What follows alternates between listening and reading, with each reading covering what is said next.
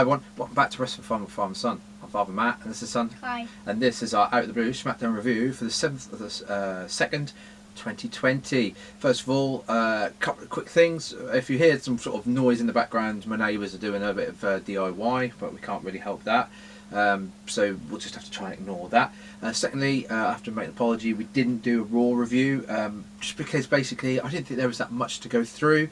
All we had was Ruby Riott returned and attacked Liv Morgan, and we found out that Brock Lesnar is now going to face A Ricochet. Ricochet at Super Showdown, and to be honest, I didn't think that was worthy news. To be honest, it's going to be a very quick squash match for Ricochet, that, and Brock Lesnar is going to go on to WrestleMania to face Drew McIntyre, so didn't think there was too much to talk about. But anyway, there's a little bit to talk about on Smackdown. We'll talk about, I think, the last couple of videos that we've done where we've done like shortened down highlights of the show. I think they work really, really well instead of going through every single point. I think it's a really good way of keeping the videos short and just going through the valid points.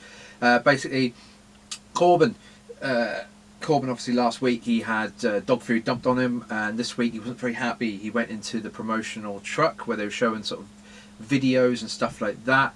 He grabbed somebody who'd put the video of last week and he threw him out of this like big like trailer down some stairs. He then came out and sort of said he wanted one more match against Roman Reigns. So they're still continuing in that storyline, only for then him to dump some water and that on a fan, which probably is just a work, to be honest. Probably not really a fan, it's probably somebody they've handpicked to do this.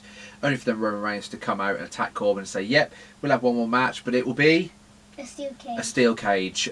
Very, very interesting they've gone for a steel cage, especially when AEW are doing a steel cage in a couple of weeks. I thought that was quite ironic how the two are sort of coincidentally happening.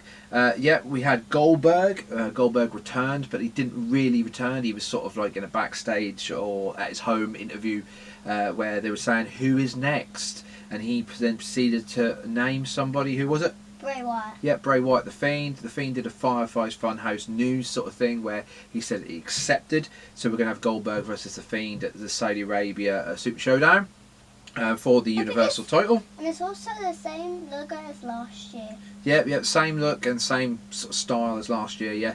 I'm a little bit concerned that Goldberg's going to beat The Fiend here. I hope he doesn't. I'm hoping that they will go to WrestleMania with The Fiend as the champion, and we will not have Goldberg as the Universal Champion going to WrestleMania, but you never know. It is. Yep, you never know. That's what the WWE does. WWE does. They do these sort of things where they swap the belt really, really quite close to WrestleMania. They have done it before, but yeah, I'm a little bit worried. Next, we had Heath Slater, who they sort of approached Daniel Bryan. Obviously, Daniel Bryan is back now after Royal Rumble. He sort of approached him and said, you know, how are you after this and this? Sort of an insult to injury to Bryan at the hands of The Fiend, only for then Bryan to say, well, we'll have a match.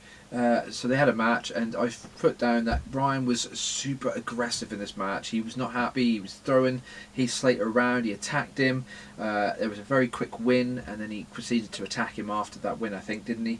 Yeah, he wasn't very happy, and he's showing a little bit more aggression, but he's still playing as a fan favourite. So that's quite an interesting sort of route that they're going with Daniel Bryan, saying that The Fiend probably has affected him.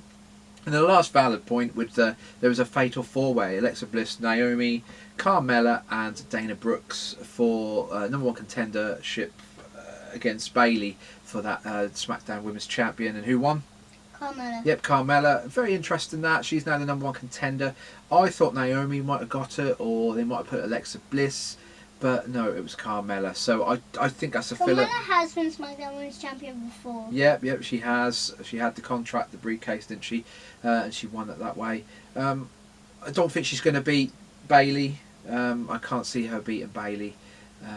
But I think that's just a filler match. But anyway, those are highlights for SmackDown. There's not much to really say about SmackDown. They're sort of plodding water, sort of treading water until the next pay-per-view, which is Super Showdown, which will be in a few more weeks. So they'll flesh out these sort of storylines. We'll get a few more matches, and we'll sort of go through it. So yeah, like I say, very quick video. So if you like the video, please like, comment, and subscribe, and we'll see you in the next video. Which might be a Raw review. I'm going to say now, it might be, it might not. It all depends. We might possibly get Edge return, and maybe not. We don't know. He wasn't there this week, but we'll see if he's back this week, or you know, might find out from Orton why he done it. But we'll have to see. So anyway, I'll say goodbye and say goodbye, Kai. Goodbye. Goodbye.